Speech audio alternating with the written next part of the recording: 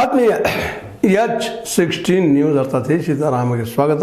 ನಾನು ನಿಮ್ಮವ MI ಅಥವಾ ಮಲ್ಲಪ್ಪ ಜೋತಾವರ್. ಆತ್ಮೀಯರೇ, DK ಶಿವಕುಮಾರ್ ಅವರು ಹಿಂದೂಗಳ ಸ್ವತ್ತಲ್ಲ ಅನ್ನುವಂಥ ಮಾತಾಡಿದ್ದು ತಪ್ಪೋ ಸರಿನೋ ಅನ್ನೋಕ್ಕಿಂತ ಅದನ್ನು ವಿವಾದ ಮಾಡೋದು ತಪ್ಪು.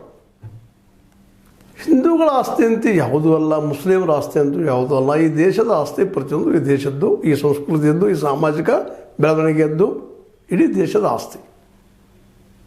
ಈಗಾಗಲೇ ಅದು ಸಂವಿಧಾನ ಮೂಲಕ ಸಿದ್ಧ ಆದಂಥದ್ದು. ಇಲ್ಲಿ ರಾಜತ್ವವನ್ನು ತೆಗೆದುಹಾಕಿದ್ದು, ಇನ್ನೂರನ್ನು ತೆಗೆದುಹಾಕಿದ್ದು ಎಲ್ಲ ಒಂದು ದೇಶದ ಅಡಿಯಲ್ಲಿ ಸಾರ್ವಭೌಮತೆ ಅಡಿಯಲ್ಲಿ ಬಂದಂಥವುಗಳು. ಸಂಸ್ಕೃತಿ, ನಮ್ಮ ಸಂಸ್ಕೃತಿ ಜೊತೆಗೆ ಅದನ್ನು ಶಕ್ತಿಪೀಠ, ಅದರಲ್ಲಿ ಎರಡು ಮಾತಿಲ್ಲ. ಚಾಮುಂಡೇಶ್ವರಿಯನ್ನು ನಂಬಿಕೊಂಡು ಬದುಕುವಂಥವರು ಕೋಟಿ ಕೋಟಿಗಳ ಜನ ಇದ್ದಾರೆ ಅನ್ನೋದು ಅಷ್ಟೇ ಸತ್ಯದ.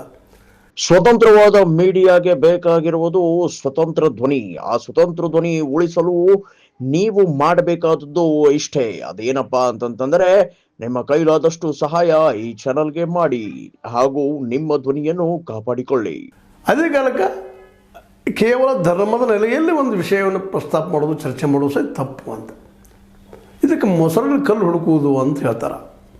ನಮ್ಮ DK ಶಿವಕುಮಾರ್ ಅವರು ಮಾತಾಡಿದ್ದಕ್ಕೆ R ಅಶೋಕ್ ಅವರು DKಶಿ ಹಿಂದೂಗಳ ಕ್ಷಮೆ ಯಾಚಿಸಬೇಕು,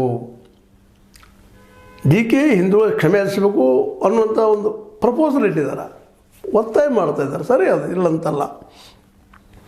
ಅದಕ್ಕೆ DKಶಿ ಅವ್ರು ಏನು ಹೇಳ್ತಾ ಇದ್ದಾರೆ ನೋಡೋಣ, ಅದನ್ನು ಕೇಳ್ತೀನಂದರು ತಪ್ಪು ಏನಂದರು ಅಂತೇಳ. ರಾಜಕೀಯದವರು, ಮಾಧ್ಯಮಗಳು, ಪ್ರಮೋದಾದೇವಿ, ಸಂಸದ ಯದುವೀರ್, ಹೀಗೆಲ್ಲ ಎಲ್ಲರೂ ತಪ್ಪು ಹುಡುಕೋವರೆ.